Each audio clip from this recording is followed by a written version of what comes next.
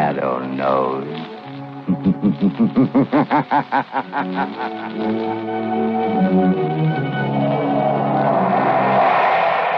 Blue Coal presents The Shadow, the man of mystery who strikes terror in the very souls of sharpsters, lawbreakers, and criminals.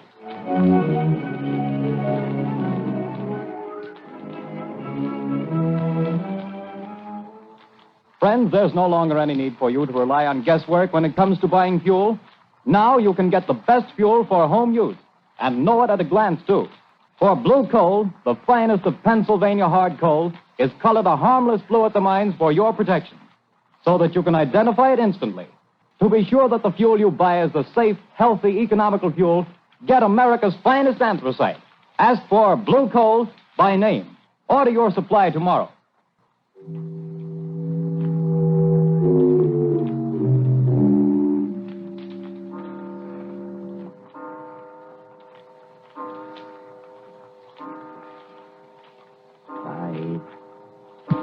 Arthur, don't, 7, please. 8, 9. This is the hour, my dear. I can't stand it, I tell you. Always at 9 o'clock it comes. But if I hear that horrible thing again, I'll go crazy. Oh, this awful house. But it's quiet, my dear. Way out in the country like this, I can install my laboratory here as soon as I get around to it.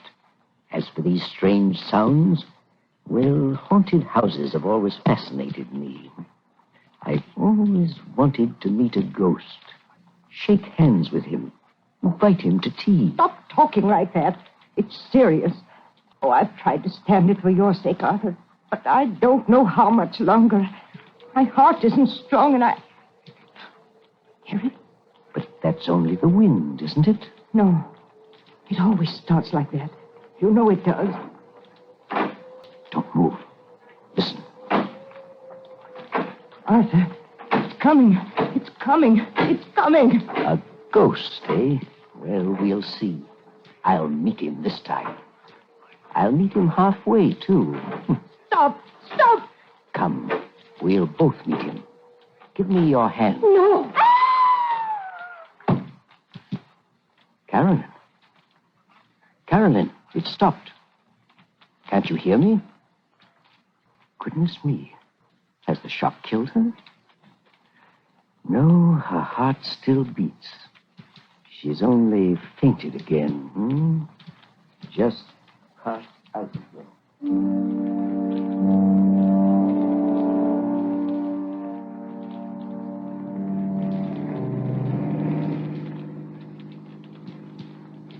Turn the next corner, Lamont. It's that big house set on the hill. May I ask, Margot, the reason for this late call on Carolyn Sneed? I'd like to know what's the matter with the poor woman. I got an awful shock when I saw her in town last week. She looks positively haggard. I never saw such a change come over a person. Married life may not agree with her. She was a spinster for close to 40 years, wasn't she? I know, but I think she was foolish.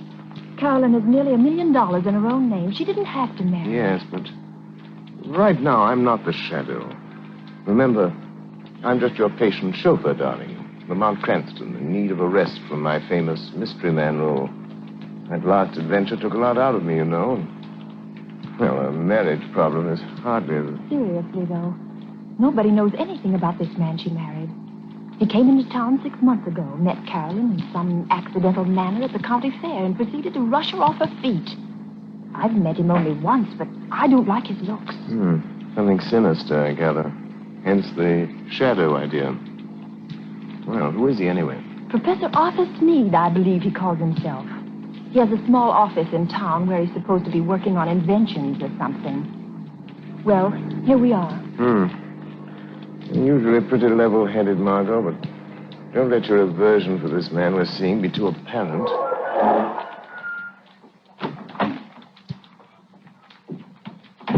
Dreary place, isn't it? I don't see any bell. I guess you're supposed to use the knocker. Here he comes. Well, who is... Oh, it's you, Miss Lane. Yes. Good evening, Professor Sneed. I hope we aren't too late. Too late?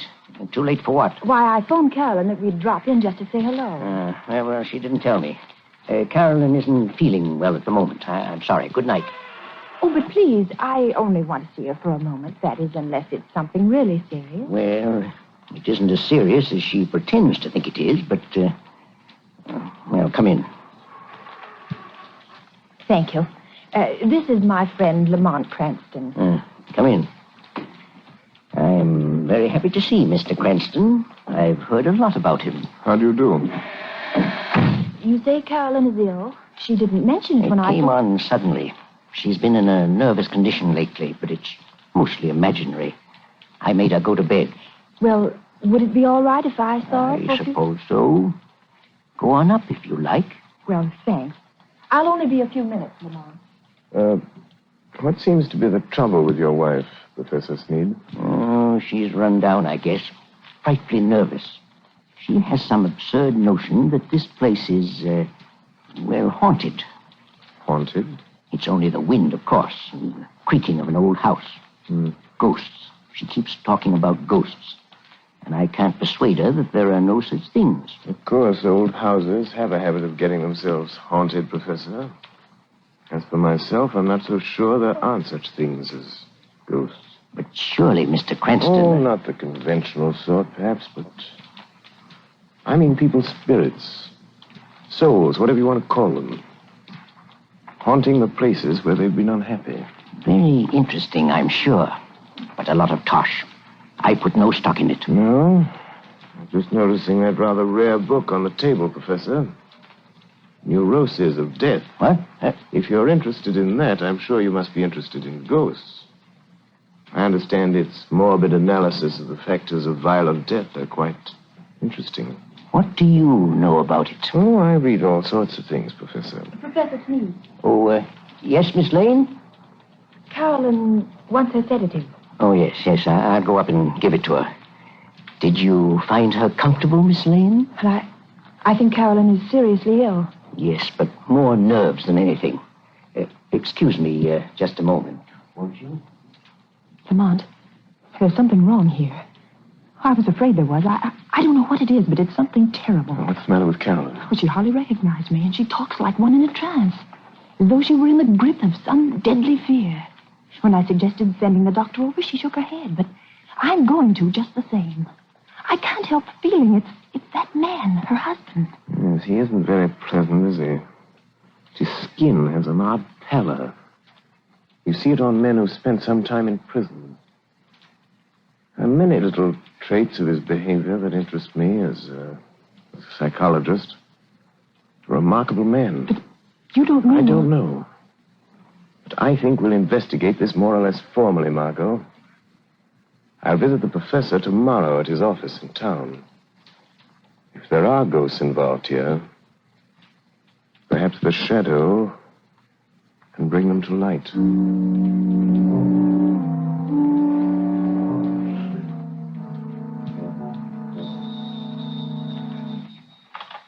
Hello? Yes, Carolyn. Well, don't worry, my dear. I'll leave the office here at 5, and I'll be home before 6. Yes, I understand. Goodbye, dear. Well, who is it? Is that you, Miss White? Who's opening that door? Don't get up, Professor. I'll close it after me. What? I thought I might find you in. Who said that? Who are you? Your conscience speaking, Professor. Or have you a conscience? I'll show you what I've got. Don't excite yourself. I'm only a voice. A voice they call... Professor, have you ever heard of the shadow? The shadow? Yes. You seem to have heard of me. What do you want? I've come to warn you, Sneed. Warn me? Warn me about what? I know what you're doing. What? And I know how it's going to end. The end is death. Death? I have something here I'll toss in your lap. There. Do you hear it? Why, you... Get out of here, I tell you. See it? Look. It's half of a playing card. The ace of spades.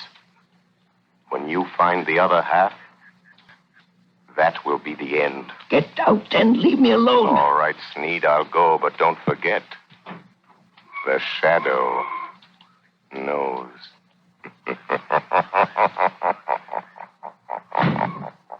Trying to frighten me with his tricks.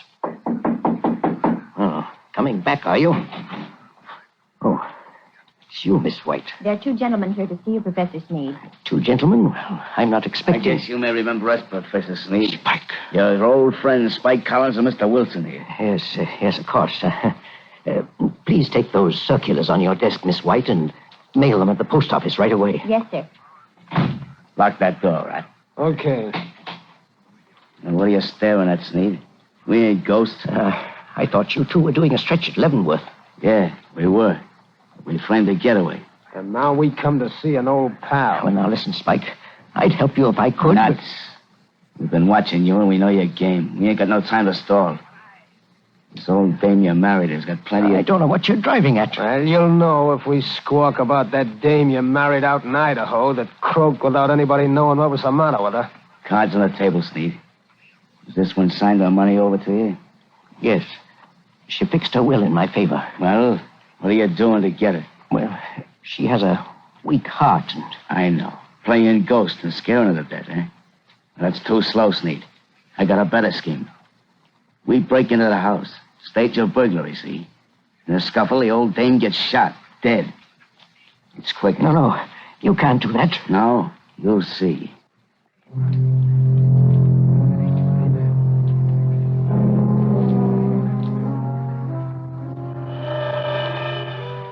Spike Collins. Spike Collins. Wake up. Spike Collins. What? Who's that?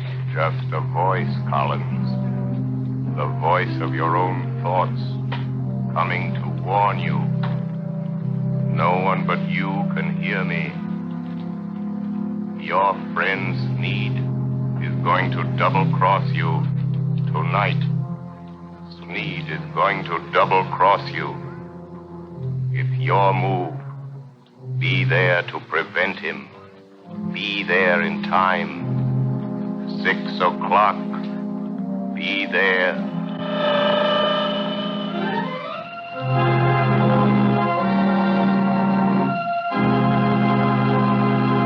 The Shadow will return in just a few moments.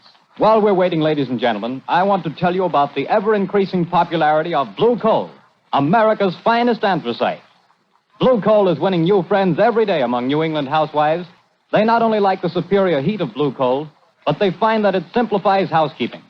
This is because Blue Coal is so clean. It burns completely and does not send any particles of unburned carbon through the house to be deposited on furniture or woodwork. The drudgery of daily cleaning is reduced to a minimum with this clean fuel. Blue Coal is the largest single brand of solid fuel prepared especially for home use. Each car is laboratory tested at the mines for purity and size before shipment. Blue Coal is Pennsylvania's finest anthracite. So that you can personally identify this excellent fuel, it is actually colored blue at the mines. Order it by name. You will find the name of your nearest Blue Coal dealer listed in the Where to Buy It section of your classified telephone directory under the name Blue Coal.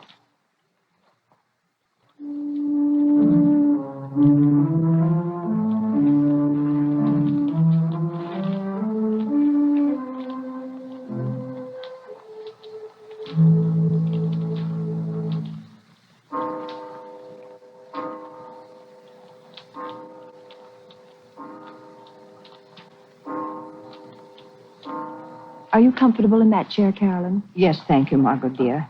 And I do appreciate your coming out here and staying with me. I'm glad to do it. But it's 6 o'clock. Your husband ought to be coming home pretty soon, shouldn't he?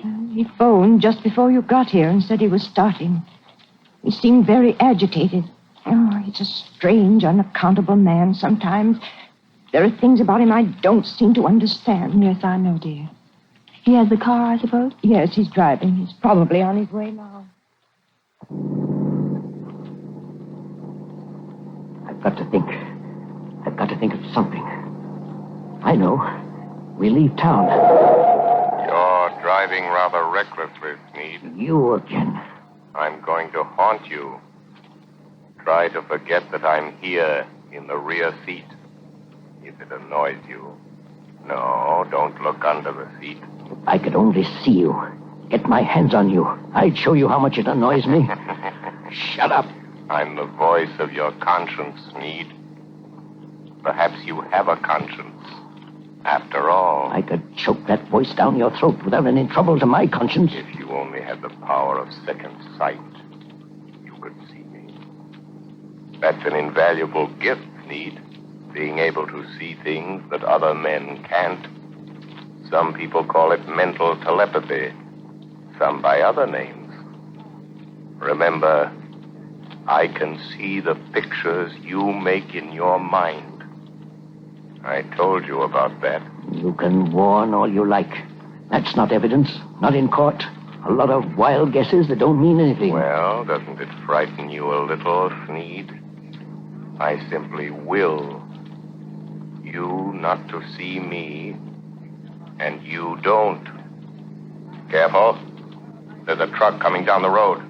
Let us sound your horn. Good Lord, the fool's taking up the whole road. It's going to hit you. Look out. It's gone. There wasn't any truck there. No. I willed you to see it. And you saw it. No truck at all. Just hypnotism. Gosh, I'm having hallucinations. But that's the way to dispel hallucinations. Drive straight through them. Be careful. We're near your house. And this old mill road is tricky. What about it? Look, Sneed. There's a man in the road ahead of you. There is, eh? Really? Why, it looks like one of your two pals that called on you today. I knew he would be here, Sneed. Really? You're going to hit him if you don't watch out. More of your hallucinations. You think that I'll believe you again, don't you? Well, I won't. Look out. I hit him. This time, it was no hallucination, Sneed. He was in front of you.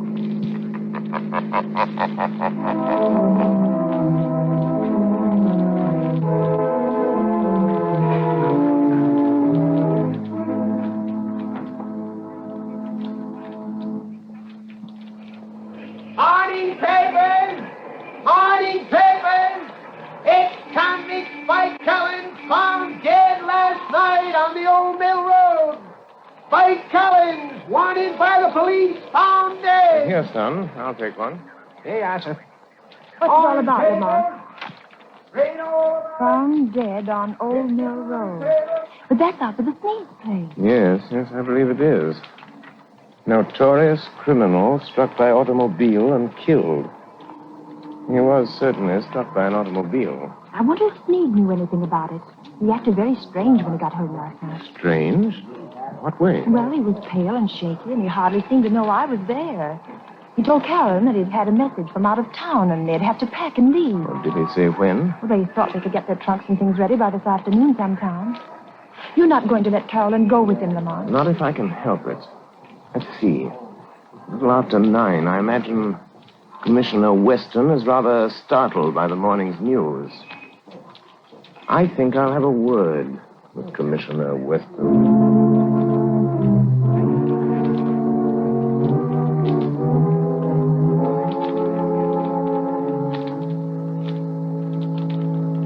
Commissioner Weston, they're sending Collins' body into the morgue. You went out there this morning and checked all details, Captain? Yes, sir, I did. And whoever hit him certainly smashed him up good. His face was all out of shape and couldn't recognize him. But we found these in his pocket. Now, let's see. A letter from his girl out west, looks like.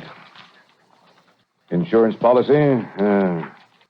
Library card of Leavenworth Penitentiary. And this ring, sir, that Collins always wore, with the figure 8 on it. Oh, yes. Well, it's a good job done, whoever did it. Tag that stuff and file it. Yes, sir. Let me know when the wagon gets here. Yes, sir. Police Department, Commissioner Weston speaking. Good morning, Commissioner. This is your good friend, the Shadow.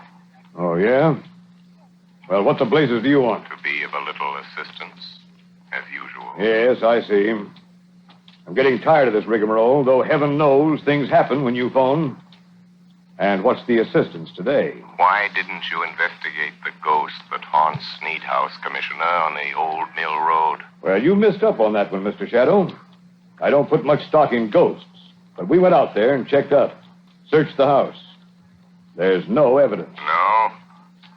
Go again today, Commissioner.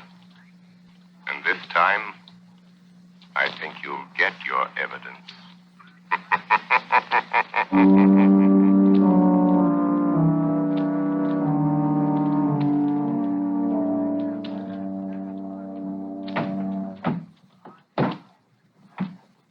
Is that the last trunk, Arthur? Yes. The expressman won't be here until 4.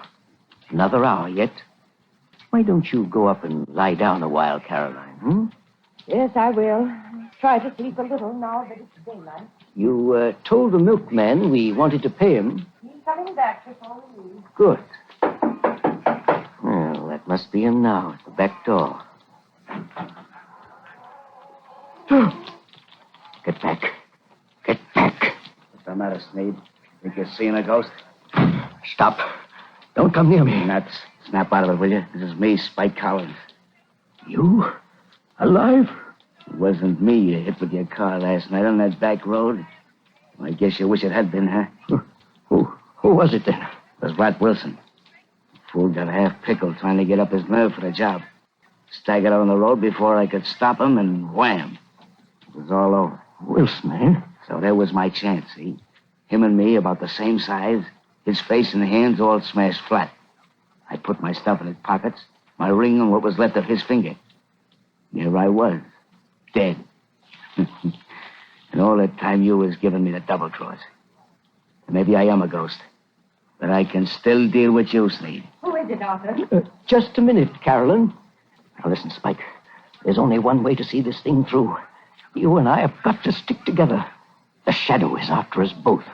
We've got to get out together, away from this shadow. Don't kid me anymore about the shadow. You see this cat? I'm here on business and I'm going through with it. Put the old lady out of her misery. Good Lord. What's the matter? There, on the table. Nothing but a torn playing card. The ace of spades, or half of it. You've got to stop it, Spike. You've got to stop it. Arthur, what's the matter? Who's this man? Carolyn, this is a friend of mine. Friend? Sure, a friend. But I don't understand. The pistol, Yeah, that's my way of doing business, lady. Your husband does it different. He's been scaring you to death, ain't he? Making you think the place was haunted. You know how he always does it? Stop it, Spike. He used to be an electrician, see? He rigs up a sort of electric sound box with a remote control switch. He usually puts the switch over here by the door. Yeah, there it is. what's it all about, Arthur? The ace of spades. The end. Death. When he turns the switch, you hear the ghost dance. All you have to do is turn this knob. That's the way it works, lady. But I hear it. Arthur, I hear it. Turn that thing off, you idiot. What? I haven't turned it on. You haven't. And what's making those sounds? I am. What's that? It's him. He's come. A shadow. I am coming up these cellar stairs. I will enter and stand beside you. Where is he? Stand back or I'll shoot. When I enter, I will touch one of you on the shoulder. Stop him.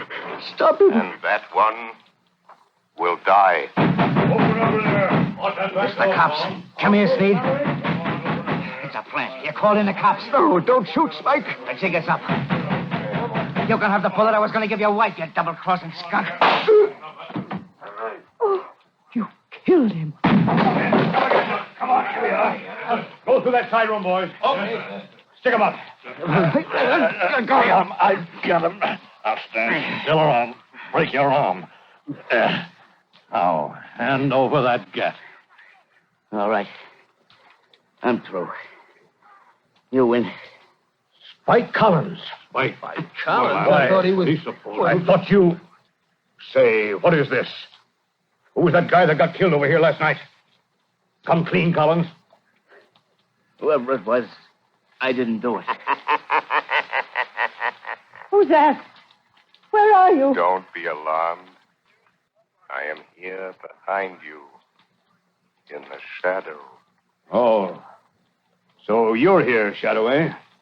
Maybe you know who got killed here last night. The man killed last night, Commissioner, is a ghost. Oh, yeah? There are now 2 ghosts in this little adventure. Mr. Collins will probably make the 3rd. You really should believe in ghosts now, Commissioner. And in shadows.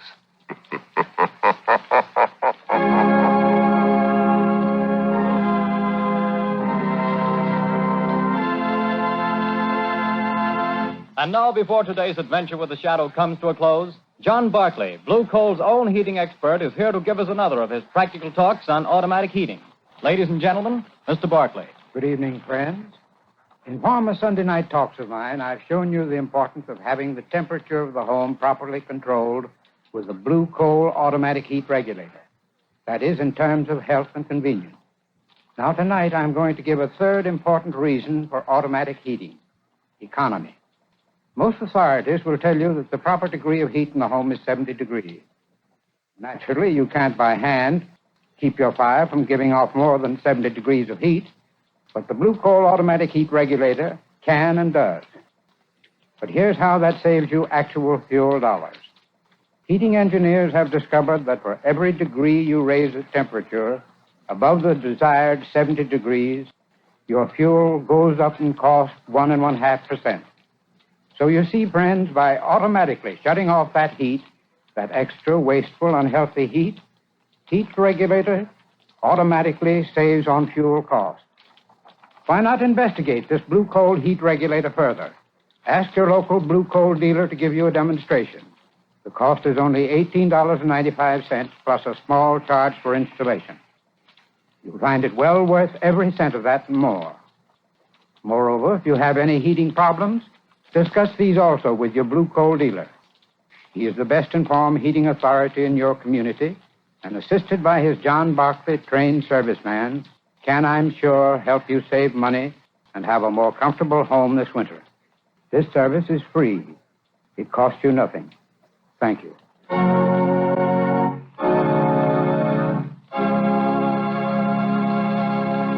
The Shadow adventure you have just heard is copyrighted by the Shadow magazine. The characters in this story are entirely fictitious. Any similarity to persons living or dead is purely coincidental.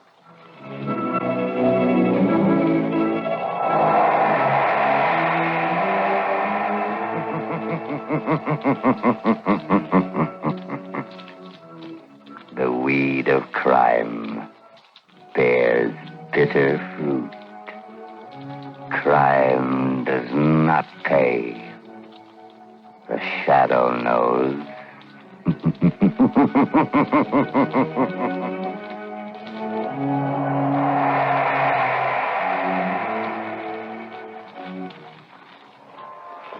Extra! Extra! Hear all about it! Next week, same time, same station. The Shadow's latest adventure. Extra! Extra!